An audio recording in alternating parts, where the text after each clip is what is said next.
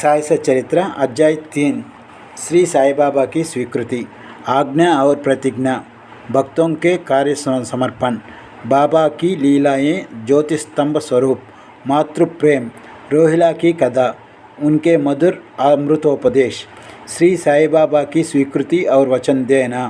जैसे कि गत अध्याय में वर्णन किया जा चुका है, बाबा ने सच्चरित्र लिखने की अनुमति देते हुए कहा कि सच्चरित्र लेखन के लिए मेरी पूर्ण अनुमति है। तुम अपना मन स्थिर कर मेरे वचनों में श्रद्धा रखो और निर्भय होकर कर्तव्य पालन करते रहो।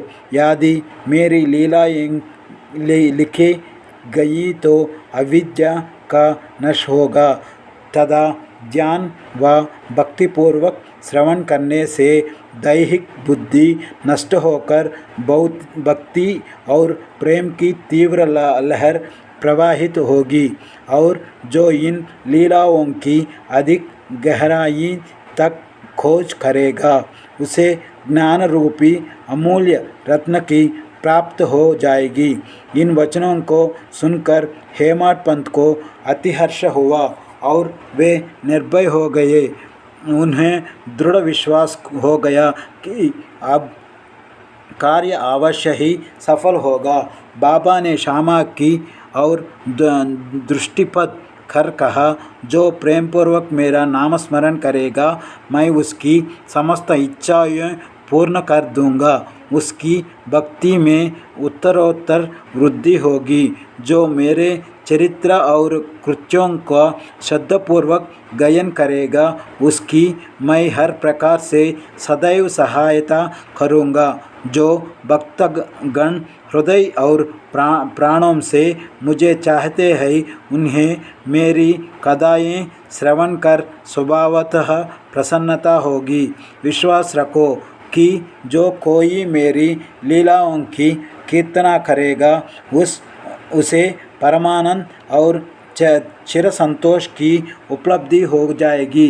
यह मेरी वैशिष्ट्य है कि जो कोई अनन्य भाव से मेरी शरण आता है, जो श्रद्धापूर्वक मेरा पूजन, निरंतर स्मरण और मेरा ही ध्यान किया करता है, उसको मुक्ति प्रदान कर देता हूँ।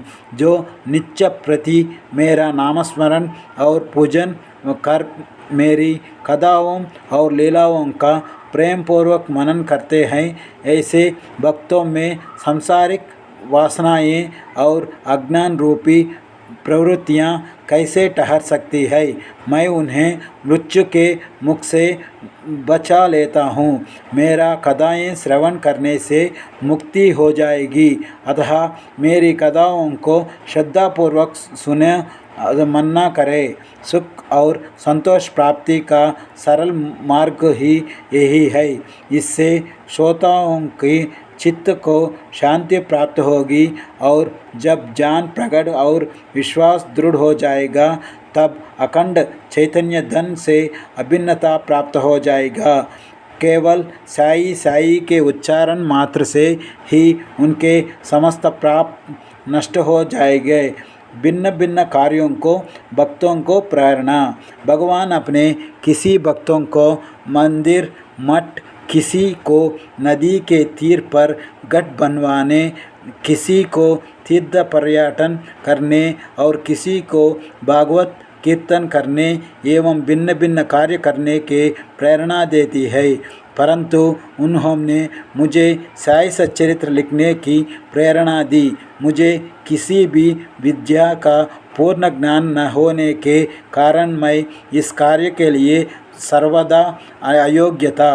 अतः मुझे इस दुष्कर कार्य का दुस्साहस क्यों करना चाहिए। श्री साई महाराज की यथार्थ जीवनी का वर्णन करने की सामर्थ्य किसी है। उनके कृपा मात्र से ही कार्य संपूर्ण होना संभव है। इसीलिए जब मैंने लेखन प्रारंभ किया तो बाबा ने मेरा अहम नष्ट कर दिया और उन्होंने स्वयं अपने चरित्र रचा। अतः इस चरित्र का श्रेय उन्हीं की है, मुझे नहीं। जन्मतः ब्राह्मण होते हुए भी मैं दिव्य चक्षु विहीन था, अतः साई सच्चरित्र लिखने में सर्वदा अयोग्य था। परंतु श्री हरिकृपा से जय संभव नहीं है। मुख भी वाचल हो जाता है और पुंगा भी गिरिवर चढ़ा जाता है। अपनी इच्छानुसार कार्य पूर्ण करने की युक्ति वे ही जाने। हारमोनियम और बंसी को यह आभास कहाँ की ध्वनि कैसे प्रसारित हो रही है, इसका ज्ञान तो वादक को ही है। चंद्रकांत मणि की उत्पत्ति और ज्वर बाटे की रहस्य मणि अथवा उद्यदि नहीं, वरना शशिकालों को घटना बढ़ाने में ही निहित है। बाबा की चरित्र ज्योतिस्तंभ स्वरूप। समुद्र में उनके स्थानों पर ज्योतिस्तंभ इसलिए बनाते जाते हैं जिससे नाविक चट्टानों और दुर्घटनाओं से बच जाए और जहाज़ को कोई हानि न पहुँचे। इस भवसागर में श्री साई बाबा का चरित्र ठीक उपयुक्त भांति है, उपयोगी है। वह अमृत से भी अति मधुर और सांसारिक पद को सुगम बनाने वाला है।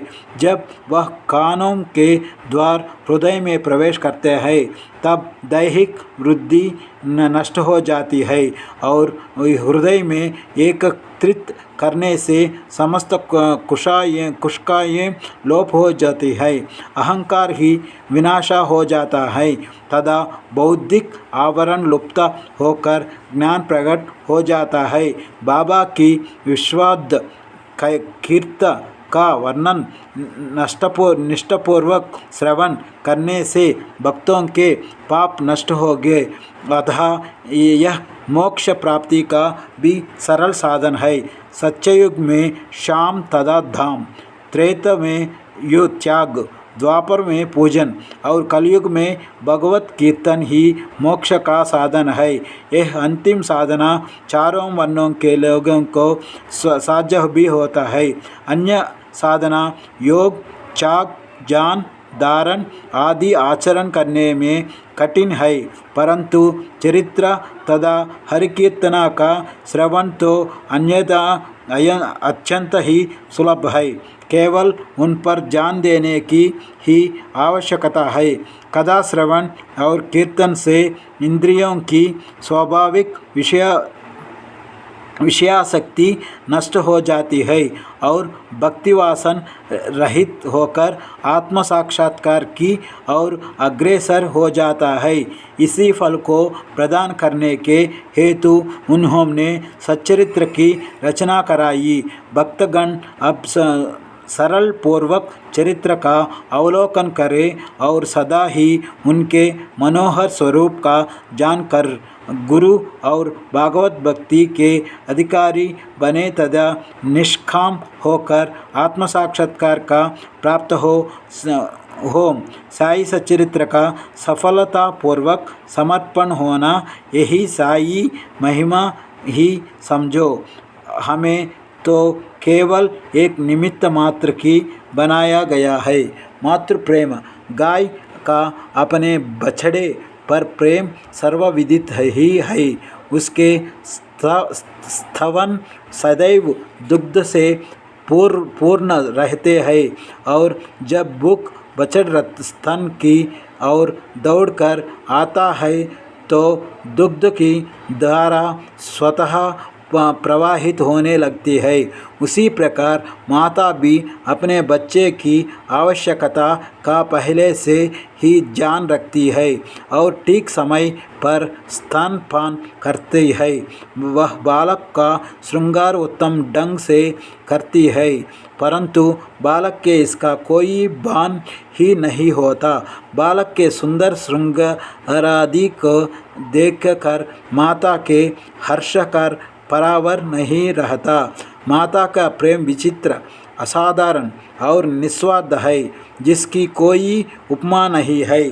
ठीक इस प्रकार सद्गुरु के प्रेम अपने शिष्य पर होता है, ऐसी ही है प्रेम बाबा का मुझ पर था। उदाहरणार्थ वह निम्न प्रकार था। सन 1916 वर्ष में मैंने नौकरी से अवकाश ग्रहण किया। जो पेंशन मुझे मिलती थी वह मेरे कुटुंब के निर्वाह के लिए उपलब्ध थी। उसी वर्ष की गुरु पूर्णिमा के दिवस में अन्य भक्तों के साथ शिरडी गया। वह अन्न चिंचनी करने स्वतः ही मेरे लिए बाबा से इस प्रकार प्रार्थना की, इन पर कृपा करो। जो पेंशन इन्हें मिलती है वह निर्वाह योग्य नहीं है।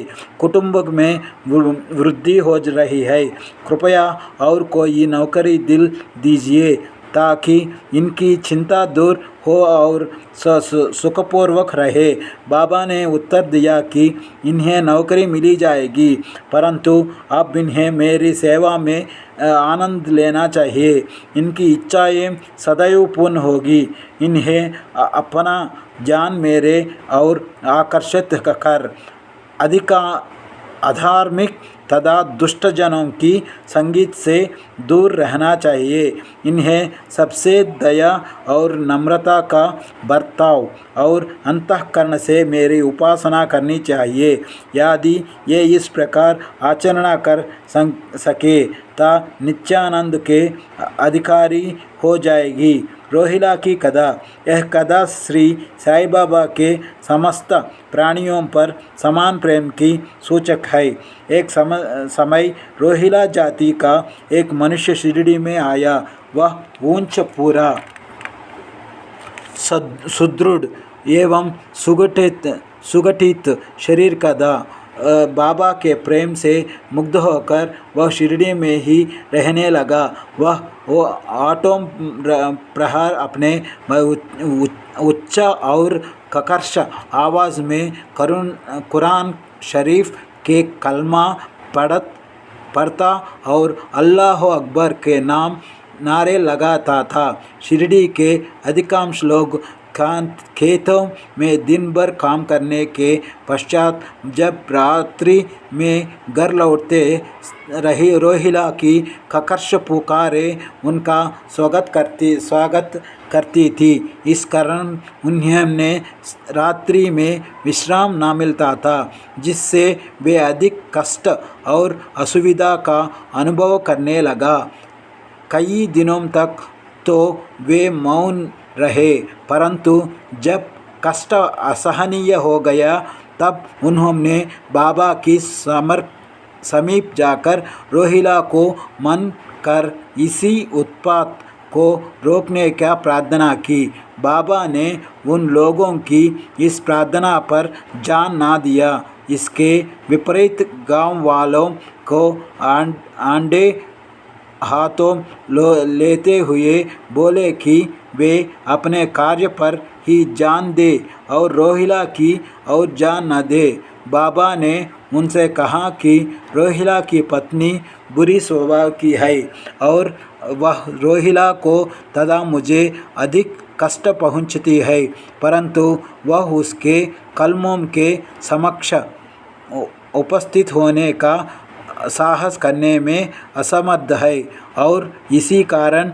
वह शांति और सुख में है। यथार्थ में रोहिला की कोई पत्नी न थी। बाबा की संकेत केवल कुविचारों के और था। अन्य विषयों की अपेक्षा बाबा प्रार्थना और